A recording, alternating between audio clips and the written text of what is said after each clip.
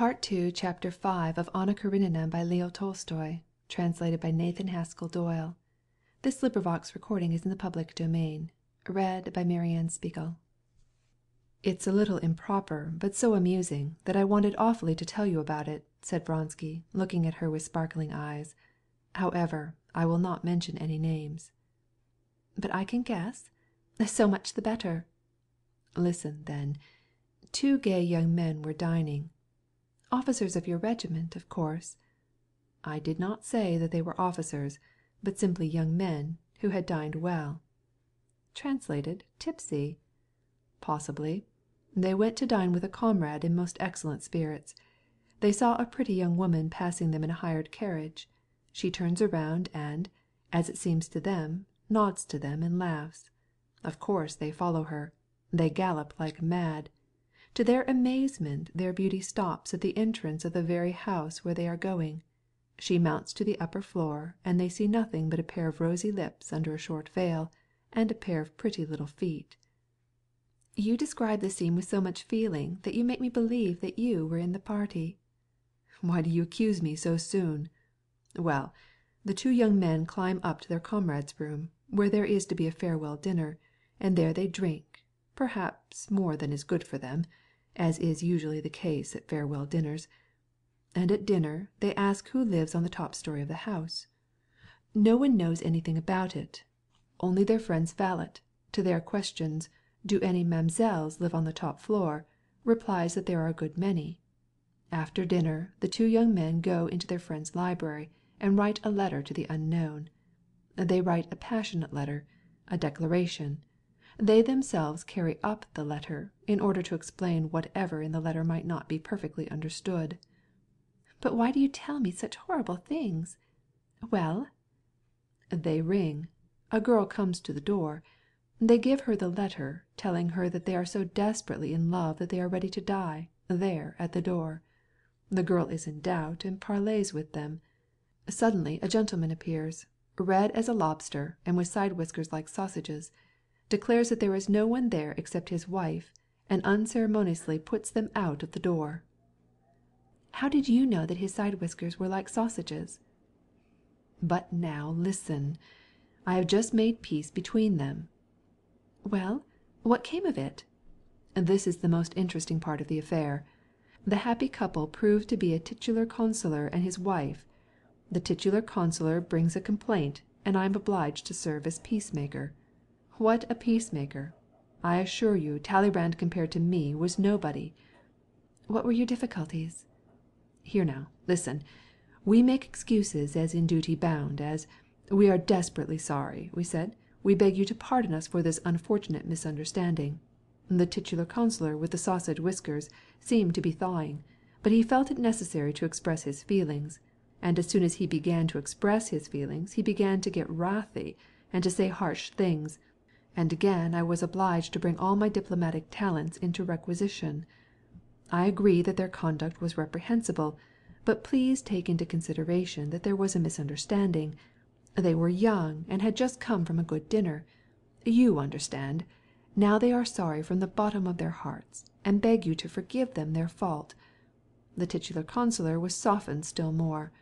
"I agree with you, Count, and I am ready to pardon them, but you perceive that my wife, a virtuous woman, has been exposed to insult, to persecution, and to the impudence of a good-for-nothing young and the impudent good-for-nothing young fellows being present, I had to exert myself to calm them down.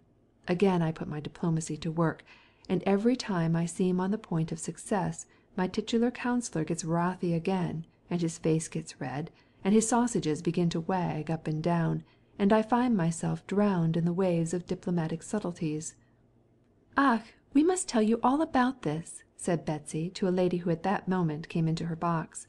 "It has amused me so much. Well, good luck go with you," she added, giving Vronsky one of her fingers as she held her fan. And then, shrugging her shoulders so as to keep the waist of her gown from coming up, so that she might be as naked as possible when she should go to the front of the box, and sit down in the full blaze of gas and in the eyes of all. Vronsky went to the French theatre, where he really had to meet his regimental commander, who never failed to be present at a single representation. He wished to speak with him in regard to his business as peacemaker, which had occupied and amused him for 3 days. Petritsky, whom he liked, was involved in this affair, and the other one was a charming, a glorious fellow, young Prince Kurdoff, who had lately joined their regiment. But the principal point was that the affair concerned the interests of his regiment. Both the young men belonged to Vronsky's company. Vendin, the titular councillor, had come to the regimental commander with a complaint that the officers had insulted his wife. His young wife, Vendin said he had been married only half a year, had been to church with her mother and, feeling indisposed, owing to her delicate condition, so that she could not stand any longer, had engaged the first decent isvostchik at hand. The officers had chased her. She was frightened and, feeling still more ill, had run up the stairs. Vendin himself, who had just returned from his office, heard the sound of a bell and voices. He came out and, seeing drunken officers with a letter, he had them put out. He demanded that they should be severely punished. "No, it's all very well to talk," said the regimental commander to Vronsky, whom he had asked to join him. "But Petritsky is becoming unbearable. Not a week passes without some scandal. This chinovnik will not stop here, he will go farther." Vronsky saw all the unpleasantness of this affair, and he felt that a duel should be avoided, and that everything should be done to make the titular councillor relent and smooth over the scandal. The regimental commander and Vronsky both realized that Vronsky's name and his Flügel adjutant's monogram ought to have a great effect in soothing the titular councillor.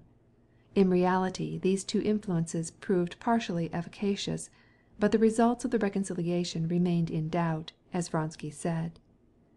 When he reached the French theatre, Vronsky took the regimental commander into the lobby and told him of his success, or rather lack of success. After reflection the regimental commander decided to leave the matter in abeyance, but afterwards he began to question Vronsky regarding the details of the interview, and he could not help laughing as he heard Vronsky tell how the titular councillor kept suddenly flaming out in wrath as he recalled the particulars of the affair, and how Vronsky, veering round at the last mention of reconciliation, had withdrawn, pushing Petritsky before him, and his repeated attempts to bring him into a suitable frame of mind. "It is a wretched piece of business, but comical enough. Kerdov cannot fight with this gentleman. Was he so horribly angry?" he asked, laughing. "And how do you like Claire this evening? Charming," he said, referring to a new French actress. "One can't see her too often. She is always new. Only the French can do that." Chapter 6